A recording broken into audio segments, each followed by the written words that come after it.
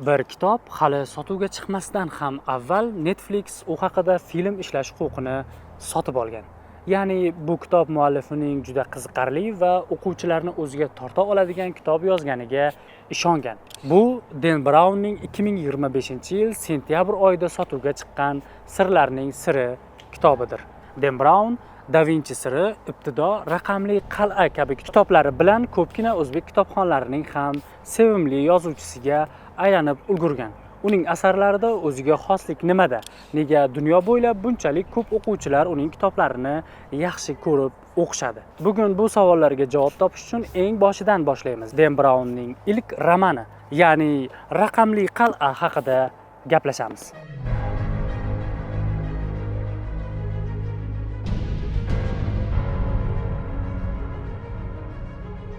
Assalomu alaykum. Kitob tahlilini boshlashimizdan avval like bosib, kanalimga obuna bo'lib qo'yishni unutmang. Chunki oldinda sizni ko'plab qiziqarli kitoblar haqidagi videolar kutib turibdi. Tushunganingiz va qo'llab-quvvatlaganingiz uchun rahmat. Biz juda ko'plab kodlar ichida yashaydigan odamlarmiz. Masalan, telefonimizning paroli, bank kartamiz pin kodi, ijtimoiy tarmoqdagi akkauntimizning kodi, juda ko'p shaxsiy sirlarimiz, xotiralarimiz ham mana shu raqamli devorlar ortida yashiringan. Lekin bu devorni hech kim buzmayotganligiga aminmisiz? Chatdagi yozishmalaringizni ayni paytda qo'shtirnoq ichidagi 3-odam ham o'qiyotgan bo'lsa-chi?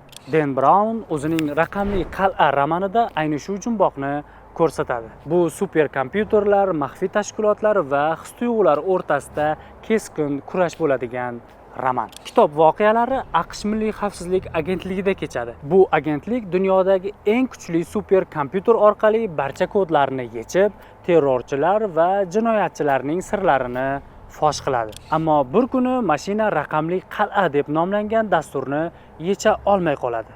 Uni yaratgan dasturchi oldingi agentlikda ishlagan va hukumatning bu siyosatidan noroziligini shu orqali ko'rsatadi.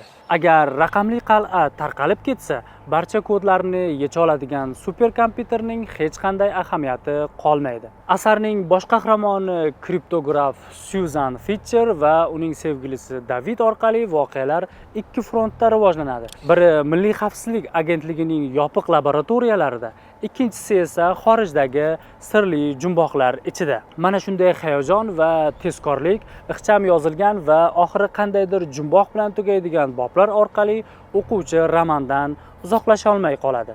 Keyingi va yana keyingi boblarga o'tib ketaveradi.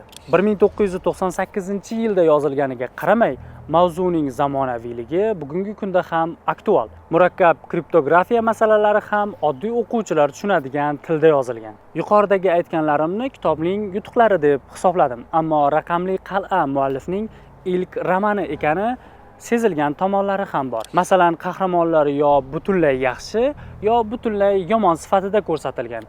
Brown sarguzasht ortidan quvib, obrazlar ichiga chuqurroq kirmagan. Shunday bo'lsa-da, Raqamli qal'a birinchi bo'lib global internet xavfsizligi haqida o'quvchilarni o'ylantirib qo'yadigan kitob bo'lib tarixda qolmoqda.